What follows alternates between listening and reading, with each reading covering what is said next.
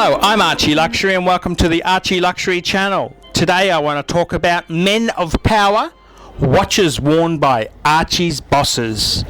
That's right, I want to look at all the wristwatches that Archie's bosses over the last couple of years have worn and just comment on the different type of bosses they were, and just to comment on their watches there. So we'll start off with the first boss. Now this boss here, Archie had in 2006, and he was a project manager in IT, and he was a South African middle-aged man, and very, very professional. And this man happened to have had a most beautiful wristwatch. Archie actually worked for him in 2006, and then he applied for another job with this gentleman in 2009. So he successfully got the first job and then came back for another stint. It was actually a stint in Papua New Guinea as an IT systems administrator on huge money. It was $140,000 a year, great money, but Archie did turn it down. But the interesting thing is, this gentleman wore a Vacheron and Constantine, and it's just this gentleman here, extremely professional, high up in the corporate tree, and very diplomatic. He knew all the big bosses. He was just an absolute gentleman, and it sort of goes to show, the watch doesn't make the man, but a classy man will have a good watch. That's the rule of thumb there. And this gentleman here, when Archie first started working for him in the first contract, the contract was coming to an end rather quickly because the project died in the arse. It never sort of took off. And anyhow, Archie then... the gentleman said to him, "Look, things are going tough. Feel free to look around. You've got plenty of time. We'll keep you for a couple of months, but if you've got to go to an interview, just go. No problems. We'll do everything to help you." And he was a true professional. And then Archie went back for another job. This is the PNG Papua New Guinea job, which Archie did turn down. But Archie said to him, "Hey, is that a Vacheron you're wearing?" And, Vacheron owners are very, very aloof. They don't care if you know what it is, because 99.99% of punters would have no fucking idea what a Vacheron is. And I said to him, that is just beautiful. And, I had a Rolex Datejust on, which is a nothing watch compared to a Vacheron, I can certainly say that much. And, he was very aloof, very, very, he was nice, never rude, but very aloof. And, I graciously turned the job offer down because my wife didn't want me to go to Papua New Guinea. I mean, you get fucking killed there. Let's not beat around the fucking bush, whether it's the natives or the fucking bugs, the worms, the intestinal worms, anything will fucking kill you up in Papua New Guinea. So Archie said no, and I sort of kept in touch. I sent him an odd email, but he never really, when Archie got his own Vacheron, I sent him a picture of it. He said, "Oh, that's nice," but he never engaged in conversation because he was just too aloof. He's a very important guy. If I couldn't help him achieve his goals, he just really didn't have much. He never rude to me, but just so Vacheron and Constantine, and. But I've got to say, you asked me what did I think of this guy, I'd say he was a professional. That's what I would say, professional. So that's the first boss that I had there. Now the next piece is a boss I had who worked for a big American company, and Archie was actually employed with this company for a number of years. And Archie was the senior IT person on a project, a big government infrastructure project, and Archie's boss was a really nice guy. This is the guy who employed Archie, and he wore a plastic Rolex Sea Dweller. and very much a lovely guy, and Archie's actually kept up the friendship with this guy. That's the sort of guy this bloke is. He's retired now, and Archie, it's not so much to help Archie's career, it's Archie likes the guy. He was a perfectionist. He came from humble roots, and he worked hard, and he wanted a really good watch, so he bought a Rolex Sea Dweller.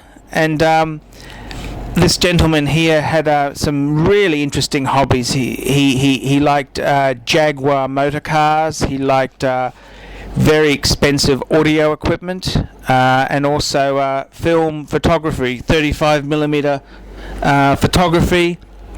He was a Nikon camera buff, and this chap here employed Archie, and Archie always had a professional relationship with him, and Archie would say that this was probably one of the best boss that Archie ever had, and he did things professionally. He had his asset tracking was impeccable.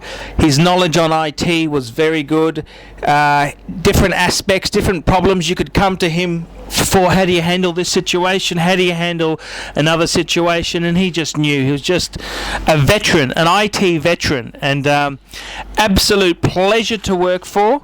And he had the plastic Sea Dweller, and Archie actually, he came to Archie because Archie said, wow, that watch is worth thousands of dollars. And just to show you the sort of respect that he had for Archie, he asked Archie to sell it for him. He said, oh look, I don't wear it much, I want to buy some hi-fi and some camera equipment, and I'd like to get rid of it. And Archie brokered a deal. And the watch was it was in honest, unrestored condition. It looked a bit beat up, but case had never been polished before.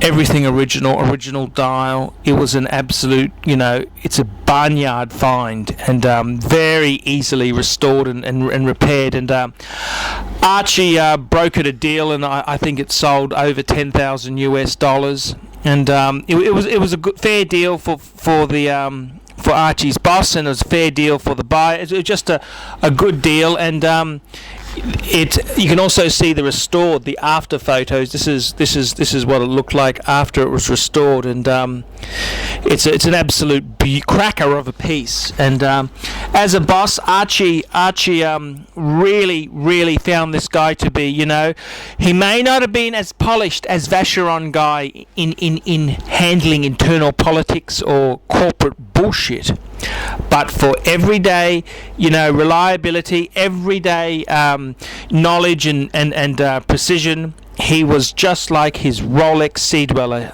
Very rugged, very honest, very utilitarian approach to life. And Archie, as I said, Archie has stayed friends with him to this day, and Archie's got a lot of respect for this gentleman, and that's it. Very much ties in with the watch. I mean, this gentleman is so much like a Rolex Sea Dweller if he was a person. The previous boss I mentioned with the Vacheron was so much like the Vacheron, and very aloof, whereas the Sea Dweller guy, he was honest, very loyal to Archie, and dependable. And it's just amazing, the characteristics. And I'd like to talk about the third boss that Archie has had there. And the third boss that Archie would like to talk about was a gentleman who wore a Breitling Chronomat. And this is a boss that Archie has just recently parted company with. And I got to say this much, Archie started at this company, and he noticed the boss had a Chronomat, and Archie went up to him and said, "Oh, what a lovely Chronomat!" And the guy, in typical, he was Scottish. I mean, just between you and me, the only fucking thing worse than the Catholics are the Scottish, and he was an absolute fucking asshole as a boss. But initially, very much like the Breitling Chronomat, he looked the part. He was quite an attractive guy. He had vision with the company, and Archie was sort of. Archie's a very likable chap, and this guy wanted to. He needed Archie initially, so he was very good to Archie. And when Archie said, "Hey, what a lovely Breitling there," he said, "Wow, you know what a Breitling is? Wow, He started to big note himself to say what a big swinging dick he is. And Archie, within minutes, said, "Do you want to see a Patek? Do you want to see a white gold Calatrava?" And Archie put him in his place. I mean, let's not. And Archie just showed him Archie's Patek Philippe, and he knew what a Patek was, and he knew he was outdeuced. And initially Archie's relationship with this guy started off good. This guy sort of became, pretended to be best of friends, and Archie sort of didn't really trust him quite that much. But Archie was out to get all he could for himself. So he kind of anyone who helps you in your career, you sort of you just accept them for a while. You think, oh look, I'll run with this. I'll see how the fucking thing goes. And it's kind of funny.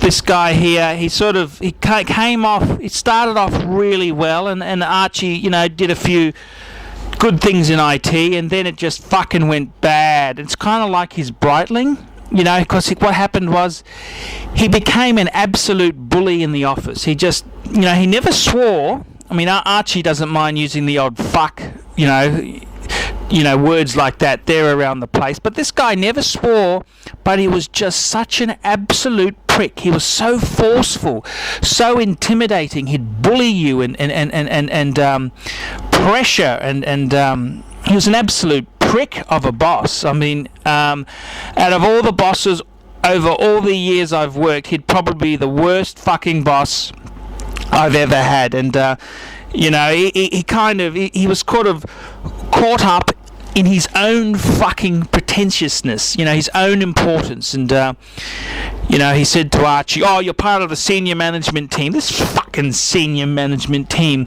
You're running a pissant business where its number one product is the fucking deep fried dim sim, and you're saying what a great fucking organizer. Come on, don't fucking kid each other here, okay? It's a pissant sort of business, But this guy just had an ego. I mean, a fucking ego, and I don't know what you can say. It's kind of like the Breitling. It looked the part, but the movement was a fucking Valjoux 7750. It's very, very ugly movement. You know what I mean? Just a fucking generic piece of shit. And this is the whole thing. This boss here, at the end there, he just became fucking... The ego was out of fucking control. And Archie tried to, limit his access to this prick. And, it's kind of funny. Have you heard the story, the emperor with no clothes? And it's kind of funny because that's how it went with this guy. After Christmas, this guy started wearing, listen to this, he started wearing a white pearl necklace. And this is like a lady's pearl fucking necklace under his shirt. And I mean, it's like the emperor had no clothes. No one had the balls. Even Archie didn't have the balls to say to him, "You look like a fucking drag queen. You look like a fucking moron wearing a pearl necklace." But his ego was so fucking high that he thought he could, I don't understand what the fuck he thought. He just thought he could do just ballistic. And Archie mentioned this to a friend who used to work on a famous television show called The Mike Walsh Show. And Archie's friend said, "Oh, geez, you'd have to earn over $1 million to be able to pull that off."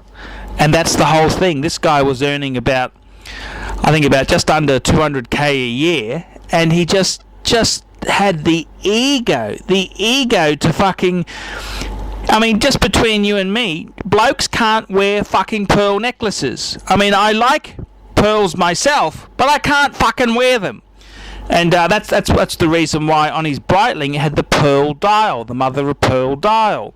I mean, that's okay on your fucking shitty Breitling.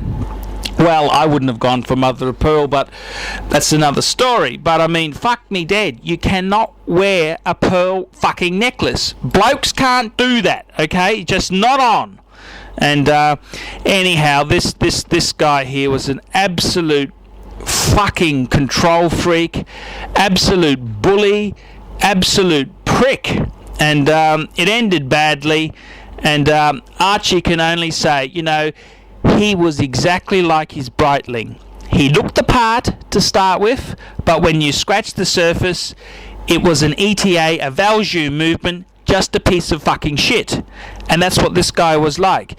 He looked the part. He spoke, you know, he spoke like he knew what he was talking about, but he was just an absolute fucking prick of a guy. And it's just funny here. You look at the watches from these three bosses I've mentioned, and I couldn't have invented this shit, you know, any more than the stories I've told here. I mean, this stuff, these people are just so true to the watches they wore. And I don't know what you can say here. You can draw your own parallels, but it's just absolutely amazing. You know, I don't think a Patek will make you successful necessarily, but a successful person often wears a Patek Philippe. And I'm Archie Luxury. Tell me your thoughts. And if you're the third boss I've mentioned in the story here, go fuck yourself.